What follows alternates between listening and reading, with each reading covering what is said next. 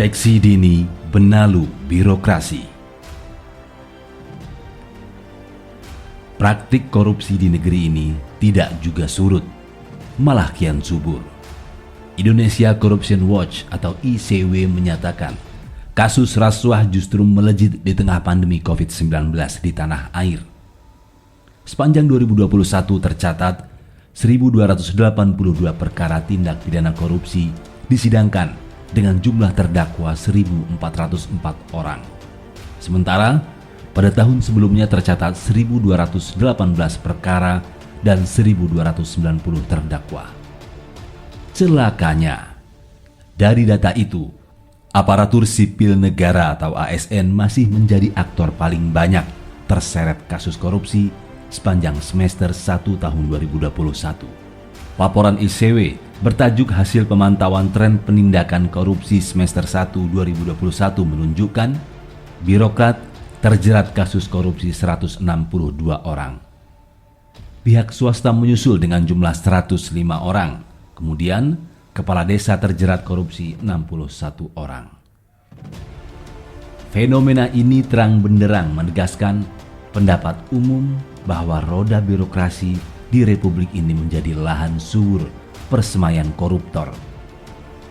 Padahal teramat jelas bahwa rasuah sangat merugikan negara.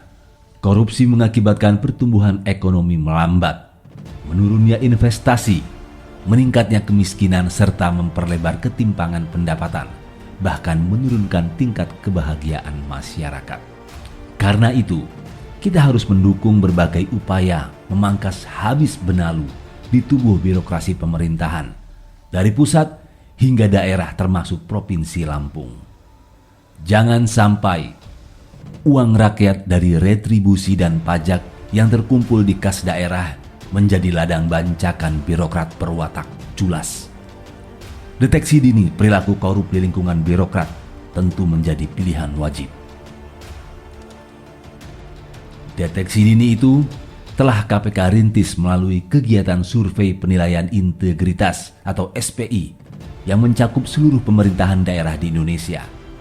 Hasilnya, berdasarkan SPI tahun 2021, 5 Pemda di Lampung sangat rentan korupsi.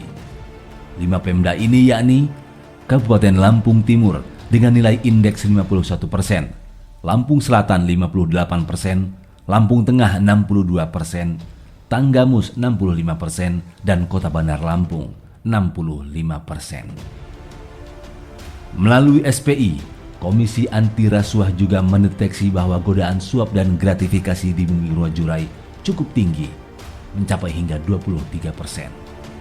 Untuk kategori ini, Kabupaten Lampung Selatan paling tinggi, yaitu mencapai 44%. Kemudian, risiko pengaruh korupsi dari orang luar birokrasi mencapai 20%. Untuk kategori ini, Kabupaten Lampung Tengah menjadi daerah tertinggi dengan skor 50%.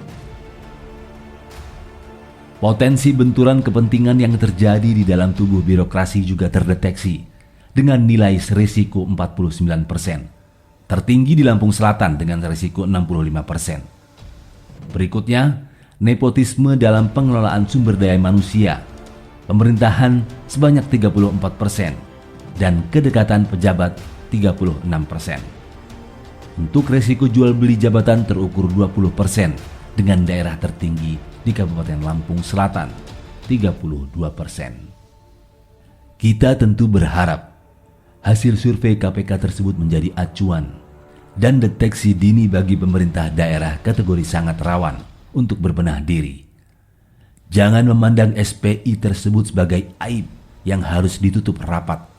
Semestinya, hasil survei ini dapat menjadi petunjuk bagi Pemda untuk menutup rapat-rapat celah praktik rasuah di dalam birokrasinya. Jangan pula, sudah diingatkan, korupsi justru malah terjadi di Lampung.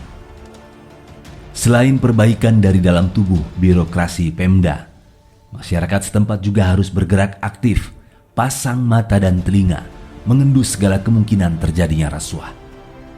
Laporan masyarakat menjadi salah satu elemen penting dalam deteksi dini pemberantasan korupsi. Kasus operasi tangkap tangan petinggi Universitas Lampung awal bulan lalu adalah contoh dari peran serta masyarakat memberantas korupsi. Tidak kalah penting adalah menumpas bibit-bibit korupsi sejak dini.